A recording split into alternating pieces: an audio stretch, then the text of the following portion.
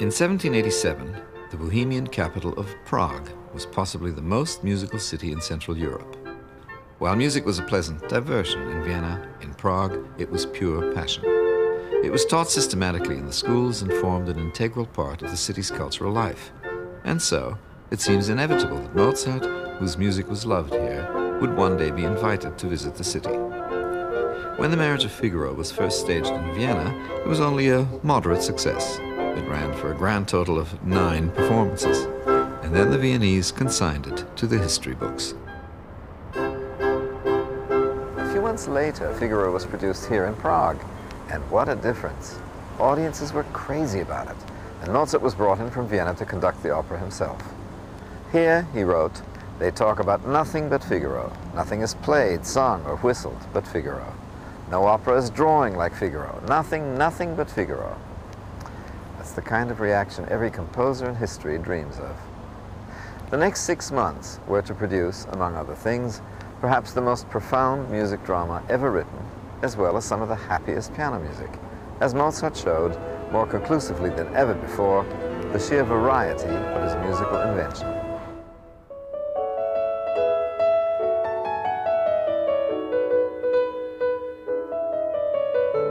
This concerto, K488, is a prime example of this kind of composition, and like the other music he was writing at the time, imbued with his love for singing. As a matter of fact, it has sometimes been referred to as the operatic concerto. Like no other composer before or since, Mozart had an instinctive awareness of fundamentals. He knew that all music is based on song, and all song is ultimately musical breath. Mozart's instrumental melodies, such as the first movement of this concerto, just like his vocal compositions, give the instruments and the listeners a welcome opportunity to breathe at all the logical places.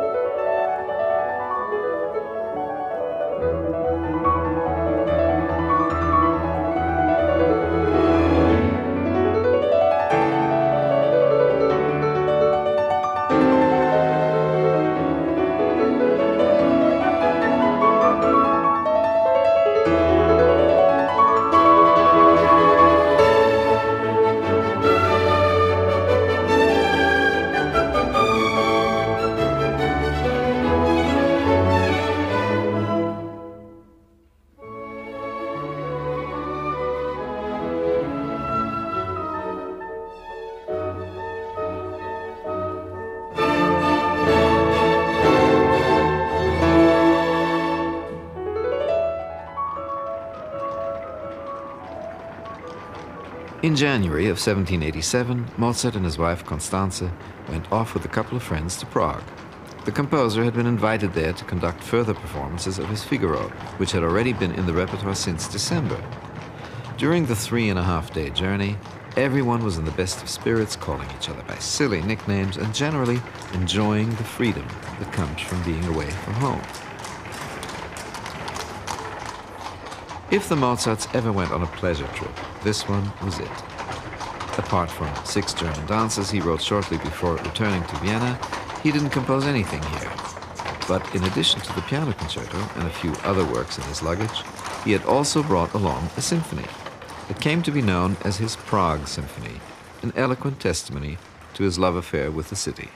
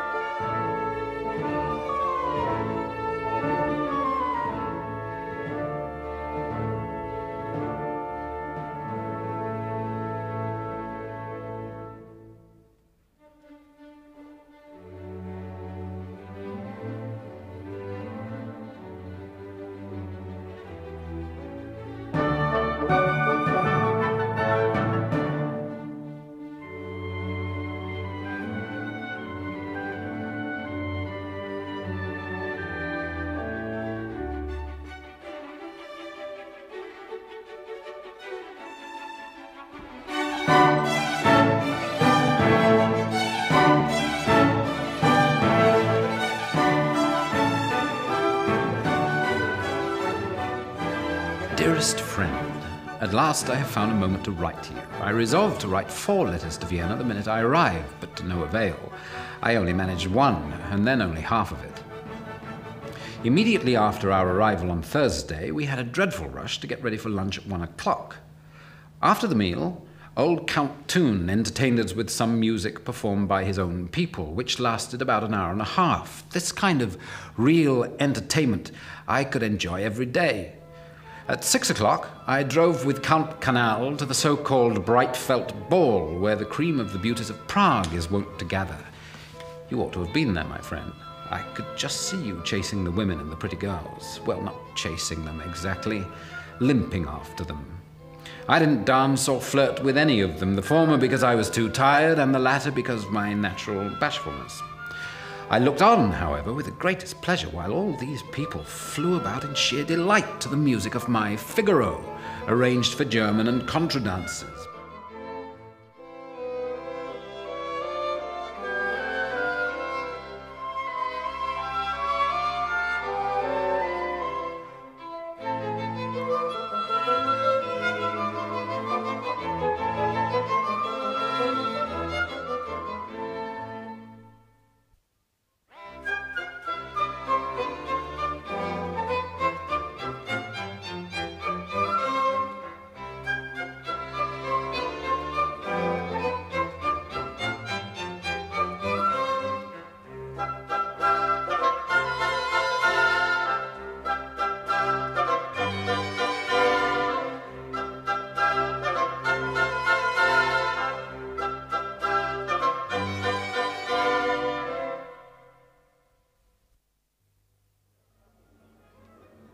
The performance of Figaro here at the Ständetheater, known today as the Till Theatre, was a smash hit.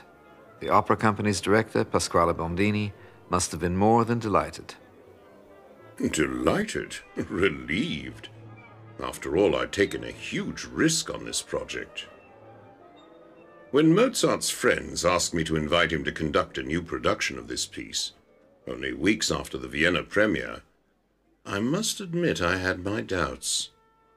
You see, my budget situation was nothing like the Viennese imperial theatres, their imperial subsidies. They can afford to give an opera once or twice and then drop it from the repertoire. I've got to start the season with a new production, so I can perform it often enough to cover expenses. This is a real repertory theatre, not a fly-by-night subsidized situation. Our Figaro cast was magnificent, especially my wife, who sang the role of Susanna. Having been a basso myself back in Italy, I couldn't help but rejoice in an opera with bass or baritone voices in most of the important men's roles. Mozart's musical style went over quite well, even though it's very sophisticated. He was such a brilliant musical tailor, I couldn't help but wonder if he might come up with something interesting for Luigi Bassi, our new 22-year-old baritone, a handsome dog who seems to be setting all the court ladies on fire. Anyway, after Figaro, I knew I would be taking no risk to commission a new opera for the coming season. Mozart happily accepted Bondini's commission and immediately put his Figaro librettist Lorenzo da Ponte to work on the new opera.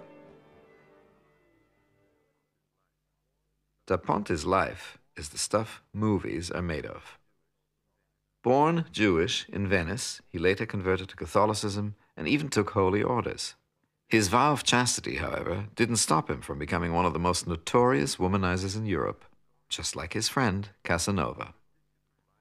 After a dissolute life in several European courts, he moved on to England, where he met the American poet Clement Clarke Moore.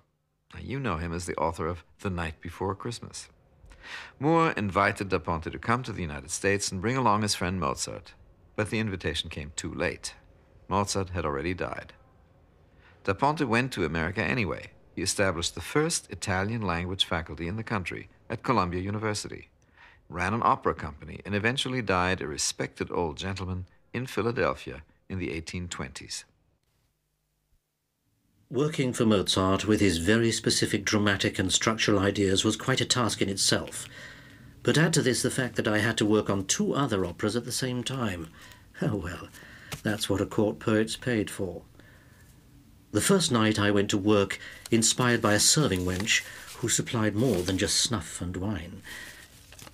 I turned out more than half the first act of Salieri's Tarare, another Beaumarchais adaptation as Figaro had been. 2 full acts of Diana's Tree for Martini Soler, and the first 2 scenes for the Dramma Giocoso Mozart and I would call Don Giovanni.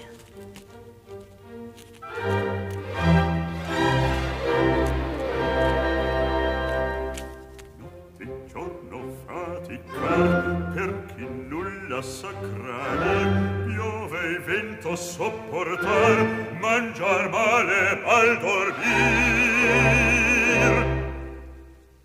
Voglio far il gentiluomo e non voglio più servir, e non voglio più servir. No, no, no, no, no, no, non voglio più servir. Che caro galantuomo, vuoi star dentro con la bella ed io far la sentinella, la sentinella, la sentinella. Voglio far il gentiluomo e non voglio più servir, e non servi, no, no, no, no, no, no, non voglio più servir. Ma mi par che venga gente, ma mi par che venga gente, non mi voglio far sentire, non mi voglio far sentire, non mi voglio far sentire, no, no, no, no, no, non mi voglio far sentire.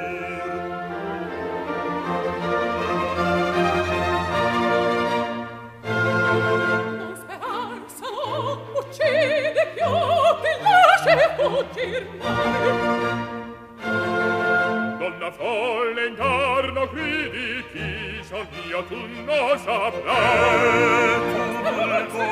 Donna folle gridi, chi son io tu non saprai. Gente sema traditore, voce trema il mio furore, sconsigliata, veder che libertino pace trema, questa furia disperata mi vuol far precipitare, questa furia disperata, veder che libertino mi fa rapprecipitare, veder che libertino mi fa rapprecipitare. Sconsigliata, sconsigliata, veder che libertino tace trema, questa furia disperata mi vuol far precipitare, questa furia. My opera Don Giovanni had its first performance on October the 20th and was received with the greatest applause. It was performed yesterday for the 4th time for my benefit. How I wish that my good friends were here for just one evening in order to share my pleasure. But perhaps my opera will be performed in Vienna after all. I hope so. It was 15 performances, as a matter of fact, but the big hit only took place in Prague. Mozart had even made a few changes for the Viennese singers. For instance, supplying a tenor who couldn't handle the fiendishly difficult Il mio tesoro with the meltingly beautiful Dalla sua pace. Today's well-trained tenors rightfully insist on singing them both. In other places, the opera, its libretto and score, were subjects of heated discussion, with a clear distinction made between the plot and the music.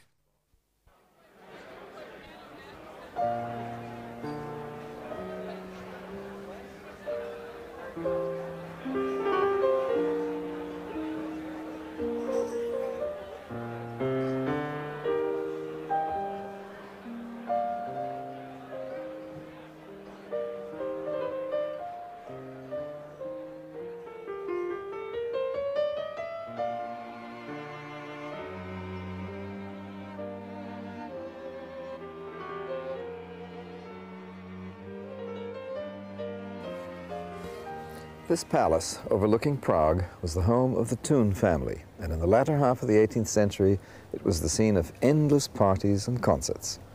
Mozart had stayed with Count Joseph Thun in Linz, and in fact, the Linz Symphony is dedicated to him. So when Mozart came to Prague for the first time, it was only natural that he would stay in the house of his patron. They gave him a piano, and he contributed to many of the performances here, including the first performance of his own G minor piano quartet.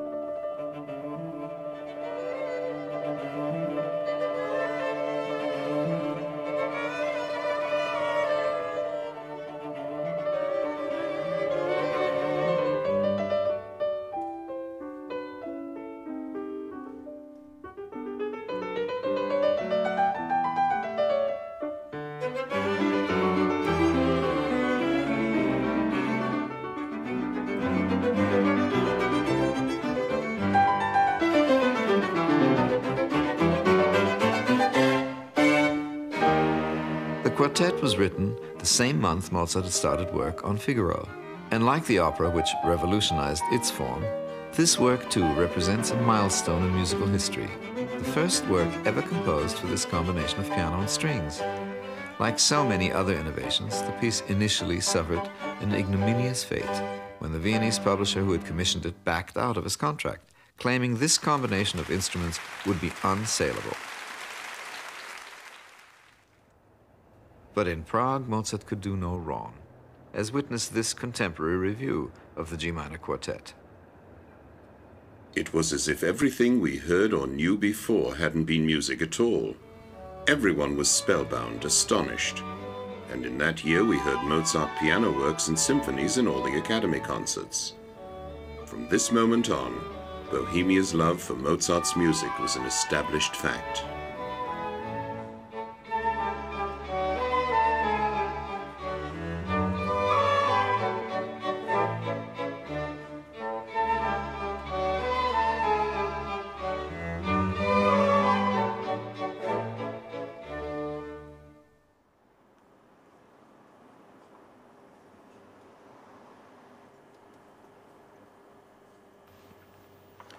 Mozart loved being in Prague, and he loved it because, in spite of his immortal genius, he was as fallible as the next man. He loved Prague because he was such a big hit here, and performers always like to be in cities where they're a big hit.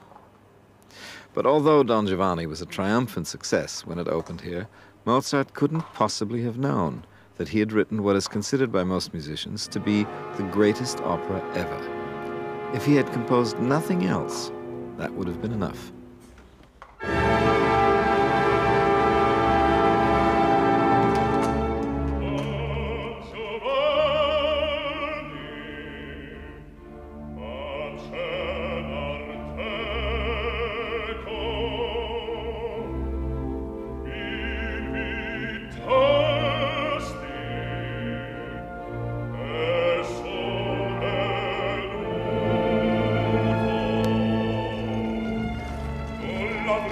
Amazingly, he did write other compositions, and the ease with which he moved about from one musical form to virtually every imaginable other one is not only astonishing in and of itself, no other composer was ever quite so versatile, but also a unique example of musical cross-pollination at its most sublime.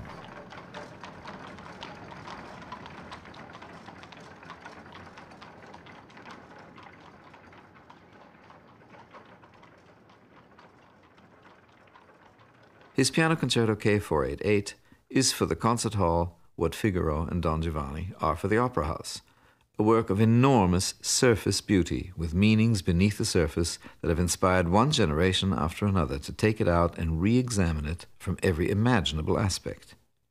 And yet, when all the scholars have had their say, what remains is a work as immediate in its communicative power as if it had been written yesterday, and so profound that mere words will never adequately be able to describe it.